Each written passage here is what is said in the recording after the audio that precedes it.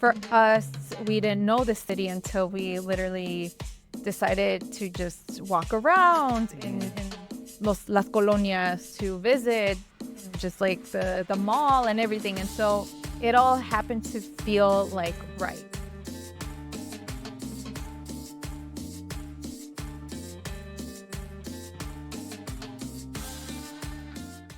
Hola, hola. Welcome to another episode of the Viva la Mami podcast. I'm your host, Jessica Cuevas, and this is one of the Living in Mexico series episodes. As you probably know, we are living here in Mexico, and today I have my husband here, Alex, with me. And in fact, you're going to keep listening to him, and he's going to join us throughout these upcoming Living in Mexico episodes, just because he is also part of this process. It's not just me. As a couple, as a married couple, we both worked on this together. So that way we made this possible in our move to Mexico. And these upcoming episodes are all based on questions that I've been asked on Instagram, on other forms of media, even through email. And so because I know that you have all of these dire questions, I was like, you know what? I'm going to spend these upcoming weeks answering your questions and kind of give you a better idea of what it's like living in Mexico. So if you haven't yet followed me on Instagram, I am there. I'm also on TikTok, not so much as Instagram. But also, if you are curious to watch this episode, you can also find us on YouTube, which is at Viva la Mami, and you can see our background. Right now, we are in our patio in our house here in León, Guanajuato. So this episode is specific to housing. A lot of people have asked us, like, how did you find this house?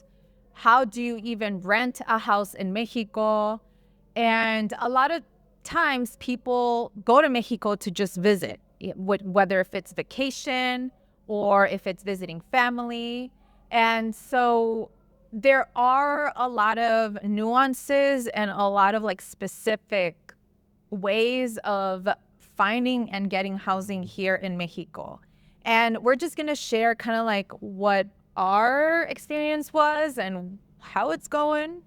And I can't answer specifically about buying property or about transferring assets like many families do. So we're only going to speak about how to find a rental, especially a long-term rental, than like an Airbnb or something that, you know, you can just stay at abuelita's house. So one of the questions that we have been asked is, how did you decide to find a place to live? And so, Alex, I don't know if you want to answer this for us. I'm sure Justice already talked about this in the past, right? But we came here when Mateo was about a few months old. Yeah, he was right? 8 months old. And I had about 4 weeks of paternity leave. So then when we came here to León in the city, we just fell in love with it, right? And then I can't remember if it was me or you, the one that just said, hey, why don't we just move here? And hypothetically, and then it just happened.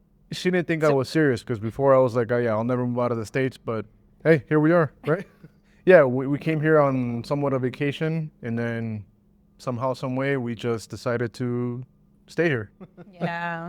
Yeah, which is wild, right? Yeah, it is. And I think for us, we didn't know the city until we literally decided to just walk around in las colonias to visit, you know, just like the mall and everything. And so it all happened to feel like right. It all happened to feel like this could be potentially a city where we would live at. And initially, we thought about moving to Mexico City. But we realized that that is a huge city, especially when raising 2 little kids. I feel like it's just chaotic enough. And we come from a city. I mean, we were both born and raised in Chicago. So we know what it's like to live in a big metropolitan city as a family. But Mexico City felt like the New York. Like, it is a completely different monster. Yeah. Right? Yeah. I mean, don't get us wrong. It's beautiful, right? There's so many things to do. But you got to take into consideration there's 20 million people living there, right? So once we thought about it, we looked at some pictures. When we were there, we were just like, yeah, there's no way. Yeah. There's no way we can do this. Yeah, yeah. It felt like New York. And Yeah. I love New York City. I love just like everything about it, but not to live there. It's more so to visit. We can always explore more and learn more. And in fact, we're going to Mexico City to see Bad Bunny. But and so that's just another way, an excuse to keep visiting Mexico City, because it's only like a 4-hour drive if you take the bus. But anyway, so we thought that León was going to be well enough for us to not just immerse ourselves here in Mexico, where our family is from, but it also gave us the comfortability of like Chicago. I feel like Chicago is big enough, has a lot of resources. Obviously, it's a big city in the United States. And we felt that León was pretty comparable in terms of resources, in terms of different types of foods, different centros comerciales, you know, all of these things. It really helped us inform our decision to move here. Now, in terms of finding where in León, I think we factored in based on the availability, probably, and the location, I would say. School was something that we definitely wanted to base our decision, but unfortunately that didn't work out because I guess we should have done it the other way. We should have probably have looked at housing first and then school, but we did the other way around. We looked at the school first and then housing, and we couldn't find a house for rent near the kids' school. Now, where the kids are, they're in the central part of the city, like near the city center in León. And we're living in the north side of León. So it's called La Zona Norte, which is where La Plaza Mayor is. For those of you who have ever been to León, it's pretty much where the second phase of the city's expansion grew. Now it's expanding more south. So León is a big city. It first started out in the city center and then expanded to the north and then the south. And we are in the northern part of it. And this is what drew us, really, because everything is at our disposal. I mean, literally behind us is a parking lot to Sam's Club. The Walmart, too. There's a Walmart. There's a Home Depot, you know, just like your typical American stores. Pero también there's like a lot of cute, like, boutiques. Coffee shops. And coffee shops. A lot of little restaurants. Too. Yeah, so there's a lot of options here, and that's what really drew us. And the way that we found this house was through a Facebook post that was shared to me by one of my friends. So I have a really good friend that we've kept in touch for over a decade now. Like, we weren't even moms, we weren't married, estábamos solteras and everything. And I happened to have known her from like a long time ago that I visited my family here in Mexico, and we have kept in touch. And so knowing that we were moving to León, she was like the first person, one of the first few people that I reached out to, because she's also from León. She was born and raised here, so she knows how it is. And so through a Facebook group post of this property, she shared it with me, and I was like, hey, we have to check it out. And in the spring, I came here with the kids, and you did too, right? Well, there were two. Yes, there were two phases of our spring trip travels. The first time we came, this one we checked out like 20 schools. Yeah, we visited a bunch of schools. The second one was you came by yourself, right? Yeah, to enroll the schools. No. No, this was when we enrolled the kids. Yeah. To the schools, and that time, that was when I reached out to the representative of the property owners, and I was like, hey, can we tour the house? And he was like, sure. So I got to see it. I got to see it with my parents and the kids, and I felt really good about it. And I told Alex, I was like, hey, you know, this is a really good property, because even though it's an older property, it is in a residential area. So it's in a fraccionamiento. For those of you who haven't heard of what a fraccionamiento is, it's essentially like a private residence.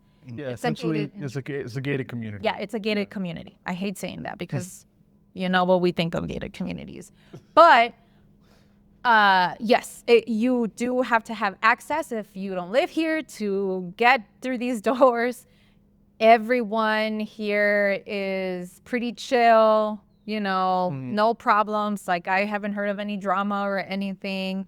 So it's a really neat community. Traditionally now, I think the newer fraccionamientos, they often have like a pool and like a activity, like community center of some sort. This one just has properties and a little super mini old school chapel.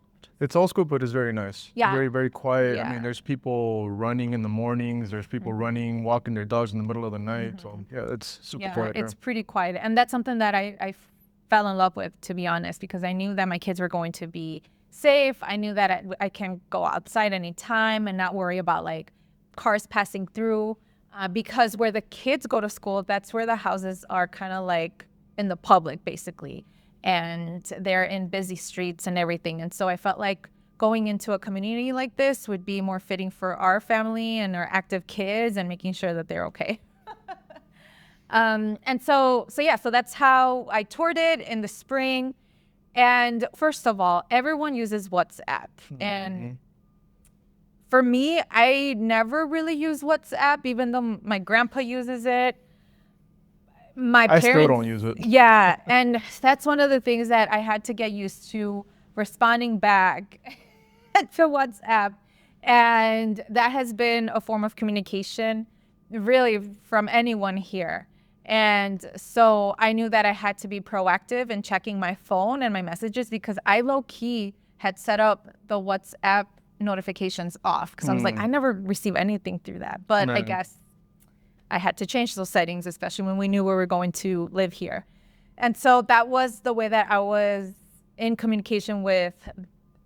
I wouldn't necessarily say that it's the realtor, because I don't think he is. No, and here in Mexico, at least in León specifically, you don't have to have a license to show rental properties, right?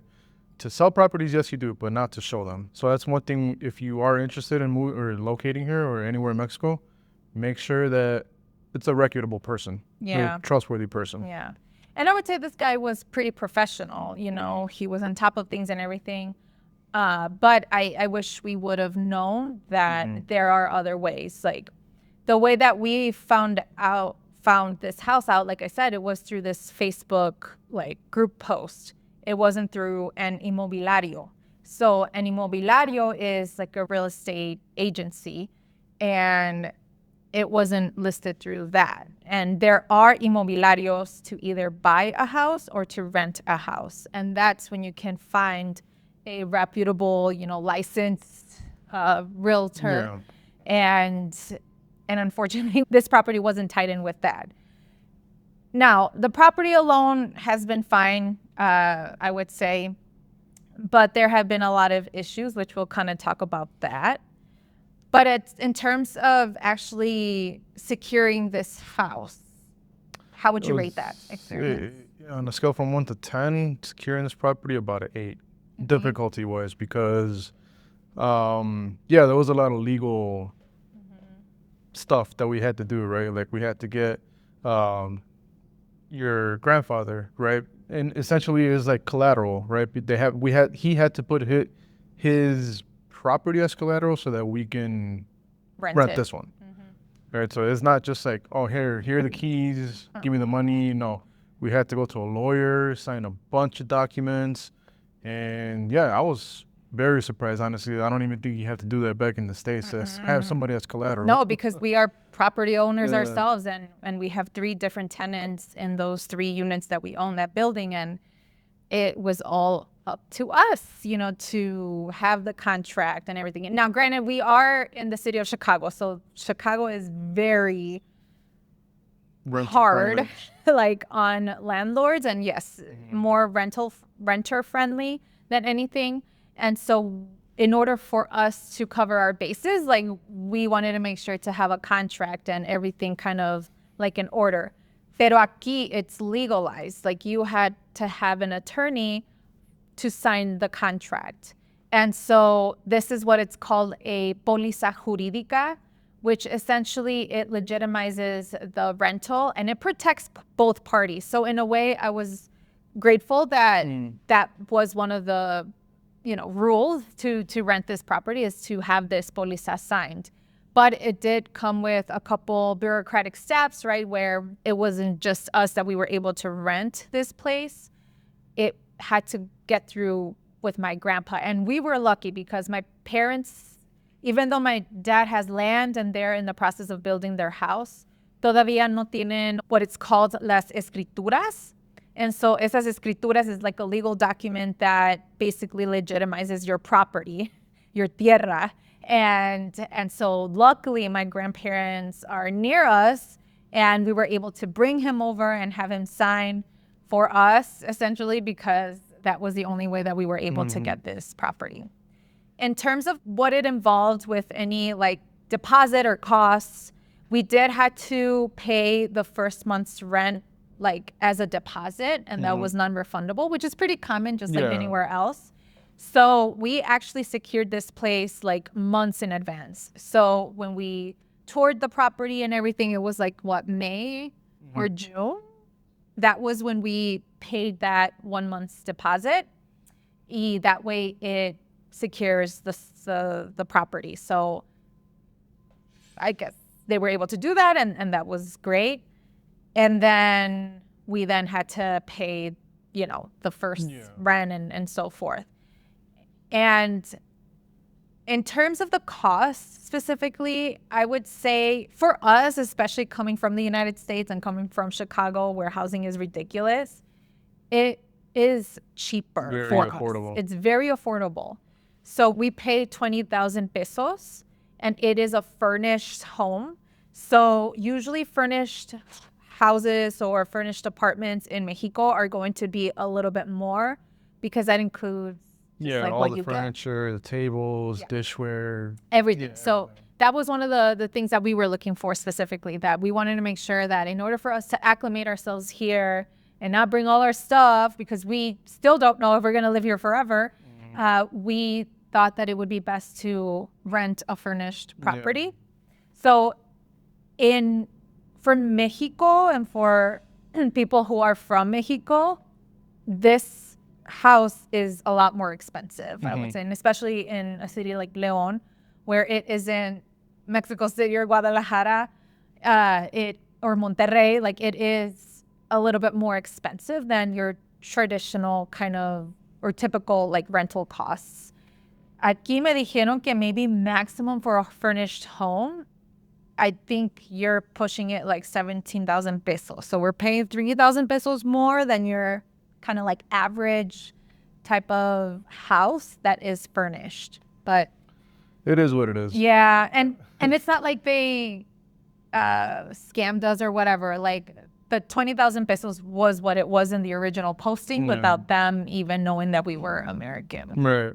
Yeah. And I mean, when you take into consideration, I mean, we are a walking distance from one of the biggest malls in León. I mean, it is a gated community.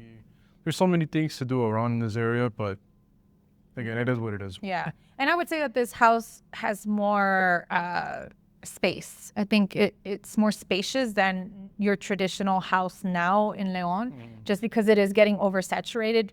I think because, it's getting a little overpopulated here in León because it's a booming city. And so being that this residential area is must like, it's like 30, 40 years old, it is a lot more spacious. And that's what I like. I mean, I like that we have a big patio. I like that it's got 3 rooms, 2.5 baths, a full dining area, living room, a full kitchen. And so I think that we're paying pretty decent, I think. Yeah. Decent. And I just wanted to add another quick point too, kind of taking it back to just kind of like comparing it if we would have brought our stuff here as opposed to just renting a furnished place. We kind of looked into it, how much it would cost us to bring all of our stuff here via trucks, right? How much was it? Well, like $20,000, one quote, to bring all of our stuff here. Yeah, it's about $15,000 to $20,000. Yeah, so if you factor that in, I mean, we would have been spending a lot more money to bring all of our stuff here to rent something that would have been like, what, 15,000 pesos? So it kind of like balances out. And if not, the way we did it kind of saved us a lot more money than if we would have brought our stuff here. Yeah. So. Yeah, and trying to figure out, okay, is your move to Mexico going to be long-term or is it going to be short-term?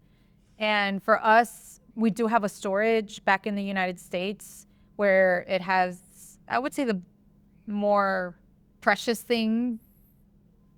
Well, I don't even know what we have different definitions as to what that means. I mean, if it was for me, I would have gotten rid of everything in there, but whatever. I know. And it's hard. It's hard to figure out, okay, are we starting new? Are we restarting our lives back? Like, I honestly don't know, and I don't want to stress out. Yeah. But I think, though, for now, I think it's worked out that we got a furnished home. Yeah, for sure. And yeah, it's been working out well. And we've been able to kind of personalize it. I definitely told the landlord that for the kids' room, I definitely wanted everything out, because that room had like a cama matrimonial, which is like a full-size bed. And I was like, yeah, no, my kids are not going to share the same bed because they can push each other. Could you imagine all the screaming and crying? I don't even want to imagine. So what we decided to do was buy them their furniture. So we got them their 2 little beds y también su estate, which is like a little bookshelf. And yeah, it's been really cute, like seeing that. And they love it. They love their room, even though sometimes they come in the middle of the night and sleep with us, but whatever.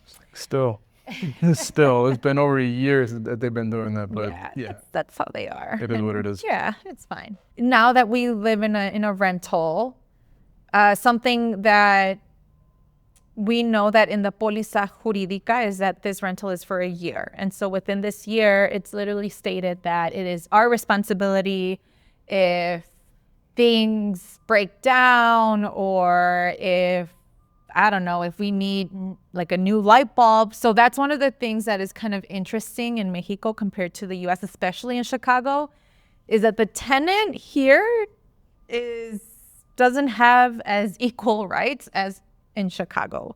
So it's all up to us. Even though we are renting, it's still our responsibility if, I don't know, if... Yeah, I mean, there's... something minor. It's different, but in a lot of ways it's similar, right? Because just like back in Chicago to here, like the landlord is responsible for anything that's... major repair, right? And just like Chicago too, and like even like for something small, if you read it in the contract that the renter is responsible for such and such a certain amount, somewhat similar here. So yeah. And it all depends who you get. So let's be honest, Alex, about the landlords here. Overall, I think that they are responsive, that they listen, that they're willing to have a conversation. But I feel like they are a little difficult in terms of trying to solve the issue. Yeah. And I don't think they want to solve any specific issues. Yeah, that's true. I mean, again, like who wants to drop a lot of money on a property, right? I mean, but again, like my argument in this situation is that if they want to keep this place long term, they have to invest. They have to invest, right? But again, the slumlords here, right? Which they are. Let's be honest. I mean, not fully, because I think that, again, they respond, they communicate. But it's almost like slapping a Band-Aid over a huge wound, eso sí. Right? Because, like, again, like the one example, and we can move on to something else, right? There's a little room out here que le llaman el cuarto de servicio, right? Where it's back in the day, like if you had a nanny, they have their own personal spot here. Long story short, it's been flooded, right?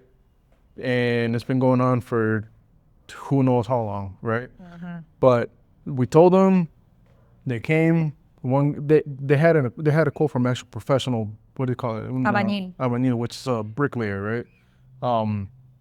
I'm assuming that they didn't like the quote, so they got this one dude that basically does everything, right? The maintenance. The mantenimiento. He's a good dude, right? But let's just say that he didn't fix it the way it's supposed to be fixed. There's still floods up there.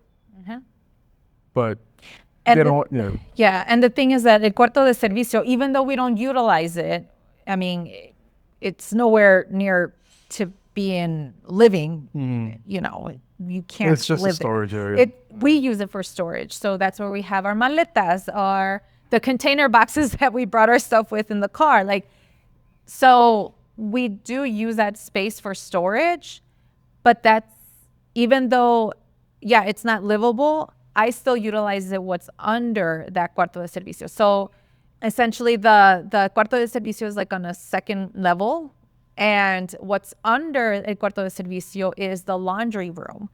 And that's where I do laundry. And even though I don't do laundry every day, or I'm not there 24/7, I feel afraid that ceiling is gonna fall on top of me because of it has deteriorated. It's deteriorating because of the flooding. And I've been telling the landlord, like, hey, this is an issue because I feel like it's literally gonna fall on top of me. And so she's not as responsive as we thought she would, considering that these two are professionals.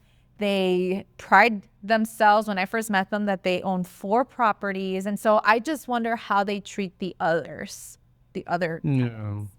And I also wonder, like, I don't want to judge, but I feel like they only want our money. Of course. And of course, like, you know, that's how we feel when we receive rent, right? We want our money to not just pay for the mortgage that we own our property, but it's also for any of the source of income that we're getting from. But it's also like, okay, if you want your tenants to stay long term, you also have to think about that investment. So I don't think they're thinking about this ROI, right? Return on investment, on investing on their property so that these tenants can stay long term. And so we know that, at least in this property, even though I love it here. I mean, I never got bad juju vibes. Like, I remember when I told you when we moved in, I was like, oh, I'm going to put Palo Santo and Copal. Well, I haven't even been doing that because I feel good energy here. I'm glad you didn't, because I hate that smell. Well, I love it. But yeah, I feel really good energy, and I feel like comfortable. I feel good. Pero I think my issue is the landlords are what's keeping me from even considering renewing the contract. I don't think we are. If we decide to stay here. Yeah. Honestly, I didn't like her the first time I met her. I didn't like her. But whatever. Ya estamos aquí, ¿verdad? Ya estamos aquí.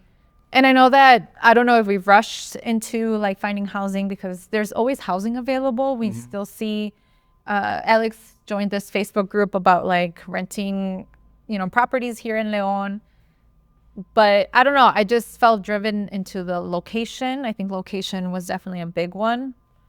And the fact that it was furnished, not all properties are furnished. But yeah, you live and learn. And I think one of the things that I would recommend if you are thinking about moving to Mexico and renting when you first move is to look for an inmobiliario. I think that is more legitimate than finding a Facebook post. Some realtors and inmobiliarios, like real estate agencies, will be posting on social media, but understanding where that link comes from, understanding who this person is who posted it, because I think it's more legitimate if you go through a real estate. Yeah, for sure. And we can provide a link to that website. Even though we didn't use it, I mean, I'm constantly on there almost every day, right? Just checking out posts, checking out rentals. I mean, it's legit. Yeah. And this is only for León, but there is a bigger website, and it's for the public, for anyone to filter through properties around Mexico. And so you can search based on the city or colonia, and you can filter in if you are looking for a house to buy or a house to rent or an apartment, and you can choose up to how many bedrooms and baths you want. And so this website is pretty comprehensive. Now, the thing is, though, with this website, it can be anyone posting the property. But again, you have to dig a little bit deeper and figure out, okay, who posted it? Is it an inmobiliario? Okay, then instead of me going directly through this website, I'm then going to get my research and then go directly to the inmobiliario's like contact. And that way you know that it was a legitimate posting than just like anyone posting it. If you have any questions about our mudanza to Mexico and housing, let me know. Let us know. You can email me at podcast@vivalamami.com, or you can send me a DM at Viva La Mami. Stay tuned with this month's Living in Mexico series. I will be bringing Alex back because for some reason, y'all love to listen to him. Wow, All of the okay. episodes. I'm so honored. You didn't know that, right? No, I All of the didn't. episodes that you've been here on the show have been like the most popular ones. So clearly you want to listen to my man. What can I say? But also stay tuned as I announce an upcoming event. This will be a free workshop on how to get dual citizenship. And I will be offering more information about that. But this event will be in early November. It will be kind of like a live event where if you sign up, you will have exclusive access. And for anyone listening after that, well, they're just going to get the basic information. So I will be sharing that more in the show notes or description of this video/episode. And yeah, reach out to us if you have any questions. All right, amiga. Well, hasta la próxima, and I'll catch you in the next episode. Peace out.